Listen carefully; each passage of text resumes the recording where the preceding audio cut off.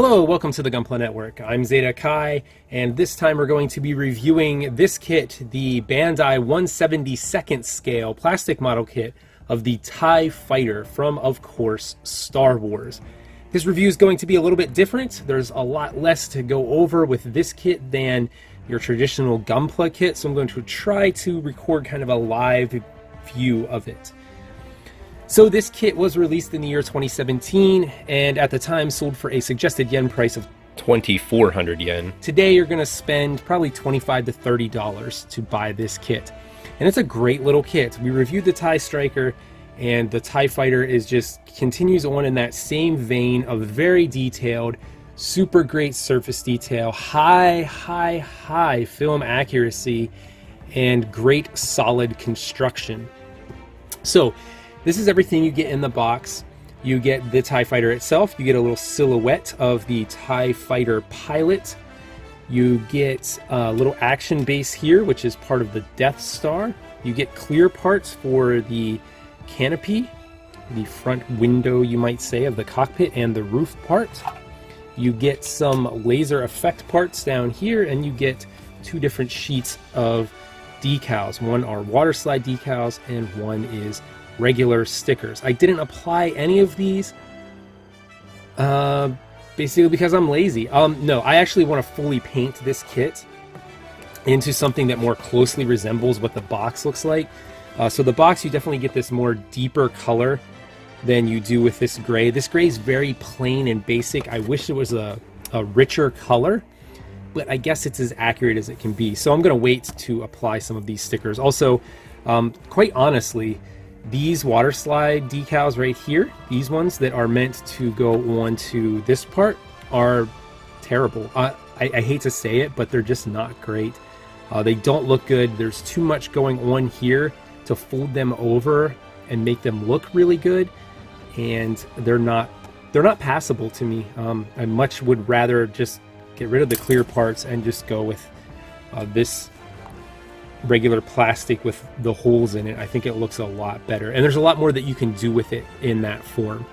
Now I will be utilizing the ones for the inside of the cockpit here. All the little screens, it's a little hard to pick those up because the details are so minute. They're superbly printed, very nice, very fine. These ones here for the clear front window work pretty well. They worked really well on the TIE Striker. And then these are some other little just color apps here and there to kind of fine-tune things. These ones go on the sides of the pilot, of his helmet there. They're kind of like Imperial logos, although they're basically just donuts in this case. There's no real detail indicating that it's the Imperial cog, as it were. So those are the stickers and decals. The stand is very great. The action base here looks really good. The hyper detailed pieces of it, extra molding, probably to justify the price because this is a rather simple kit, and it works really well with these different detents here. The way that this works is you have 3 positions to kind of tilt it forward and 3 positions to tilt it side to side. So you can do that, and you can do the same thing side to side to get your TIE Fighter in just the right askance angle. So the laser effect parts are super neon, as you would expect from Bandai. They do clear plastic very well, and they work really good. This piece is very fine, very small little nib there that fits into the fronts of the laser cannons right here, and they work really well. See if I can do it on camera in one take.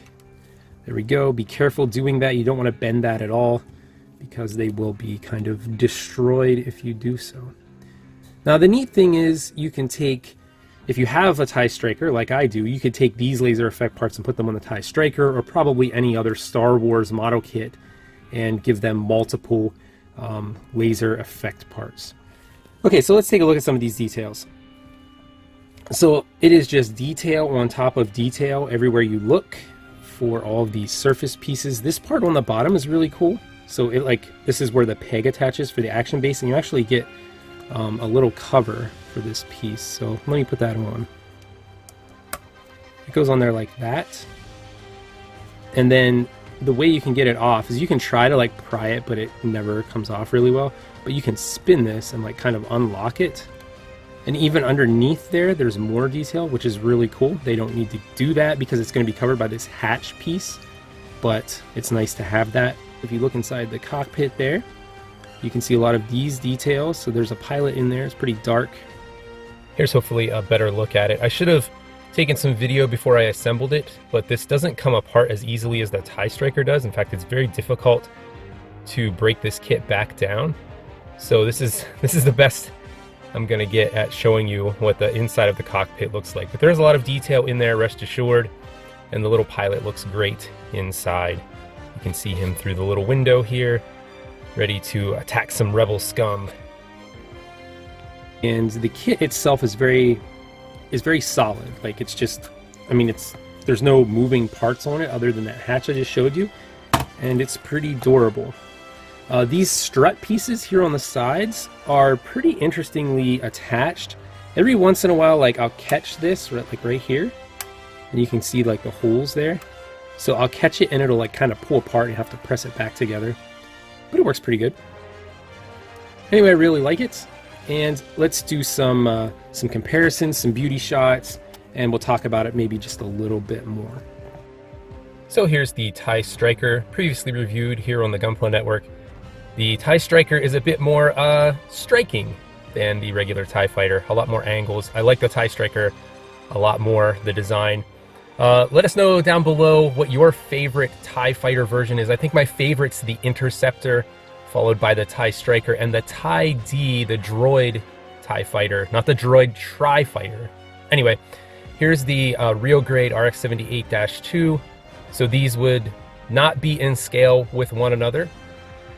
There are a couple of these Star Wars kits that include some 1/44th vehicles, and I think there are some of them that are just straight 1/44 scale. I'm going to try to get some of those because I want to play around in scale with the Gundam universe. So here's something a little different. I thought it would be kind of fun to bring in the Lego TIE Fighter.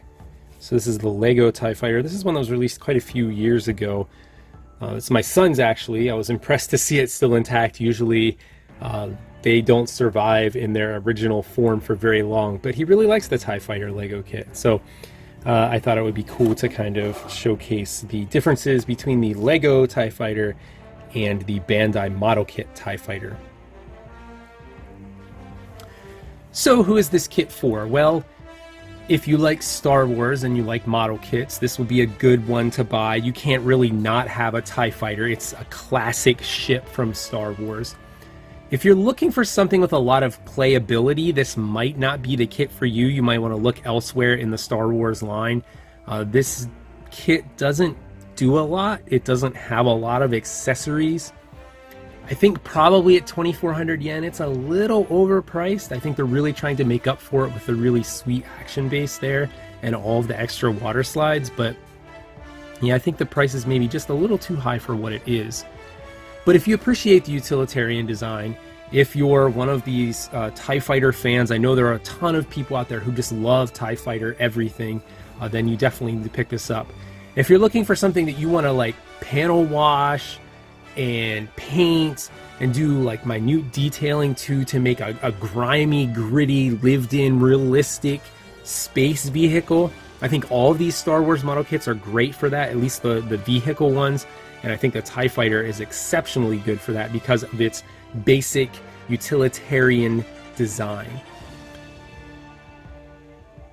So if you like what you've seen here, please hit the thumbs up down below. Let us know what other Star Wars model kits you'd like to see. If you're getting sick of the Imperial things, rest assured I do have some other things planned. I have an X-Wing. The box is a little damaged. It has it where it counts, you know? It may not look like much, but it has it where it counts. There you go. That's what I was thinking. Let us know down below what you think. And we're going to keep reviewing some of these Star Wars kits. I personally love Star Wars and am very happy to continue putting them together and showing them off to all of you. So, as always, thanks a lot for watching. Thanks for the feedback. Check out gunplanetwork.com for news on the latest Gunpla and model kits. across the globe. And as always, everyone, keep building and may the force be with you.